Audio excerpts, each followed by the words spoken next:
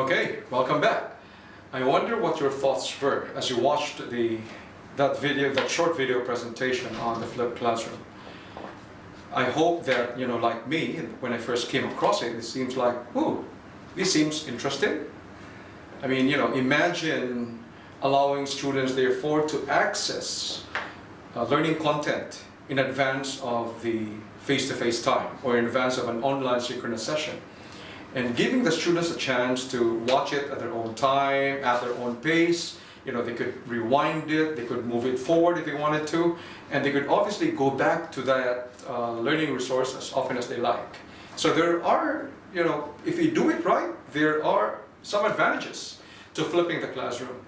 And the idea of the flipped classroom, going to the background now of the flipped classroom, in a sense we may say it's quite new.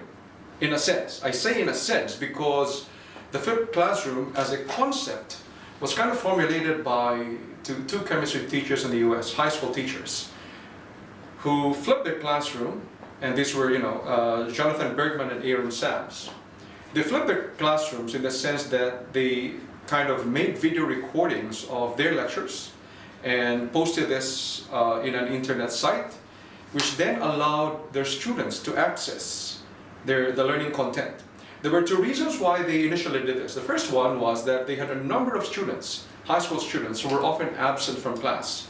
And their concern was, if they gave a lecture in front of a class and those students were absent, then obviously there was no way for their students to learn the content that were delivered in the lecture. By putting these resources online, then they gave the students an opportunity to learn about the content.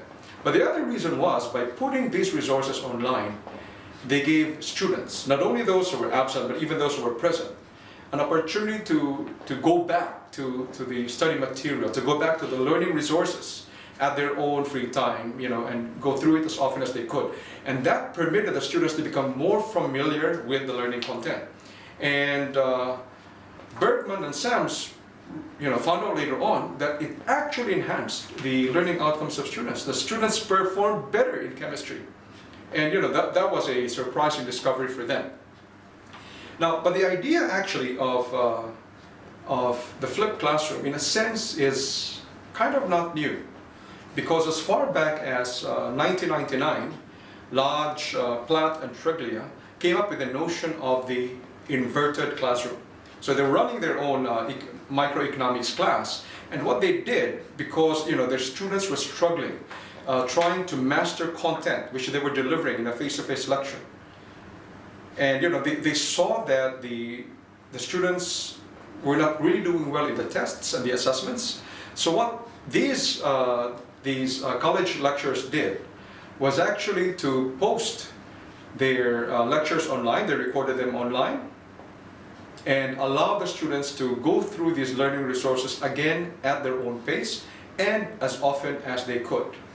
And what happened then was, just like what Bergmann and Sams did, was that when they actually had these face-to-face sessions, they then focused on learning activities that we may consider to be active and engaging learning activities. So these would involve problem solving, getting students to solve mathematical equations, getting students to solve economics problems or equations, or doing role playing, or looking at case problems, or even digging deep into certain concepts.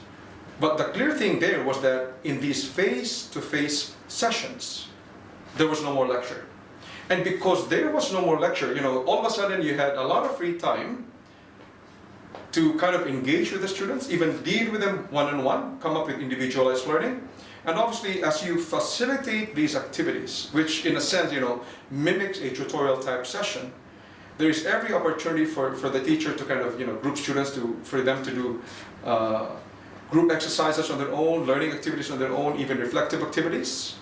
So that is what happens in these face-to-face sessions. So you have the idea and the notion of the inverted classroom.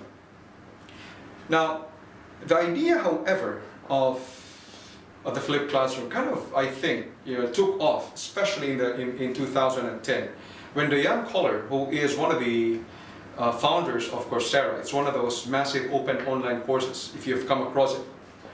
She said that, the death knell for the lecture has been sounded, mainly because you now have the massive open online courses where students from anywhere in the world could actually, join these courses anytime, practically.